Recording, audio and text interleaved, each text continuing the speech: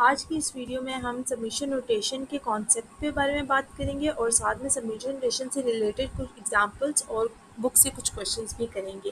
Summation notation हमारे पास एक Greek letter है जिसको हम सिग्मा कहते हैं। समेशन नोटेशन की जब हम बात करते हैं इसमें हमारे पास इंडेक्स वैल्यूज़ होती हैं जो कि लोअर बाउंड और अपर बाउंड में डिवाइड होती हैं। जब बात हम लोअर बाउंड की करते हैं तब हम बात करते हैं कि हमारे पास जो सिग्मा की वैल्यूज़ हैं वो स्टार्ट कहाँ से हो रही हैं, और जब हम अपर बाउंड की बात करते हैं तब हम देखते हैं कि सिग्मा की वैल्यूज़ हमारे पास एंड कहाँ पे हो रही है। अब हम बेसिकली सिग्मा यूज़ क्यों करते हैं? सिग्मा हम तब यूज़ करते हैं जब हमारे पास बहुत ज़्यादा जो है वो सम वैल्यू सम हो रही हों। उन सब को हम जो है सिग्मा की मदद से इंडिविजुअली लिखने के बजाय हम एक ही दफ़ा लिख देते हैं, और लोअर बाउंड और अपर बाउंड की मदद से हम ये भी पता चल जाता है कि हमने वैल्यू को कहाँ से स्टार्ट करना है और वैल्यू को कहाँ पर ख़त्म करना है।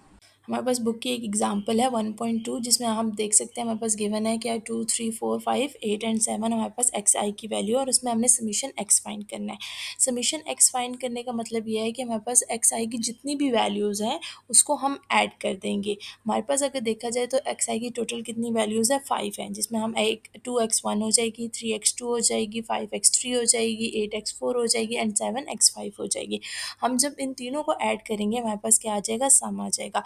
सिग्मा जो है वो हमें हेल्प करता है कि हम वैल्यूज़ को इंडिविजुअली लिखने के बजाय सिग्मा की मदद से तमाम वैल्यूज़ को इकट्ठा लिख सकते हैं। अगेन हमारे पास एक और एग्जांपल है, उसी एग्जांपल का पार्ट बी है हमारे पास, जिसमें हमने समीशन एक्स का स्क्वायर फाइंड करना है। अब अगर हम देखते हैं तो हमारे पास सिंपल क्या होगा कि जितनी भी हमारे पास वैल्यूज़ मौजूद हैं हम उसको सबको पहले स्क्वायर से मल्टीप्लाई कराएंगे, फिर हम क्या करेंगे उसको ऐड करेंगे, क्योंकि हमारे पास जो क्वेश्चन है उसमें है समीशन एक्स का स्क्वायर। इसका मतलब है हम सब वैल्यूज़ को इंडिविजुअली पहले एक्स स्क्वायर से मल्टीप्लाई करेंगे, देन उन सबको हम क्या करेंगे, ऐड करेंगे।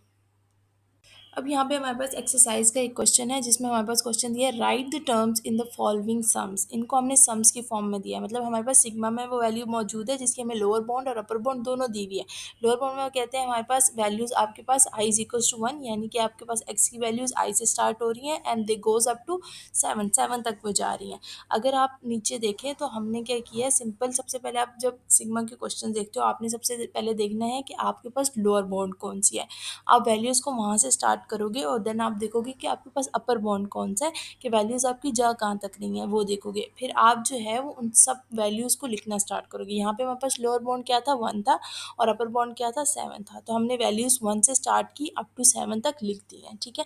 मतलब हमारे पास अगर मैं इसको सम की फॉर्म में लिखती हूँ तो मैं सबसे पहले क्या लिखूँगी, x1, x2, x3, x4, x5, x6 and x7। मतलब इन सबको इंडिविजुअली मैंने खोल के लिख दिया।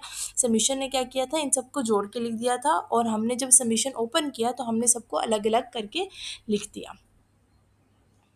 जिस तरह हमने लास्ट क्वेश्चन को सॉल्व किया था बिल्कुल सेम इसी तरीके से हम इस क्वेश्चन को भी सॉल्व करेंगे। जिस तरह हमने लास्ट क्वेश्चन में देखा था जो हमारे पास लोअर बाउंड की सबसे वैल्यू थी वो लेकर हम उसको अपर बाउंड तक लेके जाते थे जो उसकी वैल्यू होती थी। यहाँ पे हमारे पास लोअर बाउंड की वैल्यू 1 है और अपर बाउंड की वैल्यू 5 है। जस्ट हमारे पास इसमें कुछ भी नहीं हुआ, एक्सप्रेशन में थोड़ी सी चेंजिंग आई है, एक्स आई के साथ हमारे पास 2 आ गया।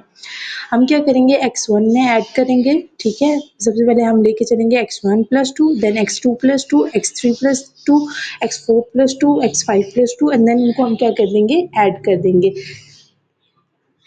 अब अगर हम इस क्वेश्चंस को देखें तो प्रीवियस हमने जितने भी क्वेश्चंस और एग्जांपल्स देखे हैं ये क्वेश्चन उससे थोड़ा सा डिफरेंट है। अगर हम इस क्वेश्चन को देखें हमारे पास है summation F I X I का स्क्वायर, जिसमें हमारे पास lower bound I is equal to 1 और अपर बाउंड के तक है। अगर हम इस क्वेश्चन को एक्सपेंड करके लिखते हैं तो हमारे पास फर्स्ट वैल्यू जो होगी वो एफ आई एक्स आई का square, second F two X two का square, up to so on F के एक्स के का स्क्वायर हो जाएगी। तो हमारे पास ये जनरल जो है वो हमारे पास इक्वेशन बन रही है, जनरल जो है वो टर्म बन रही है, ठीक है। तो हम बस इसको जस्ट एक्सपेंड करके लिख देंगे और इसमें कुछ भी ऐसा डिफिकल्ट नहीं है।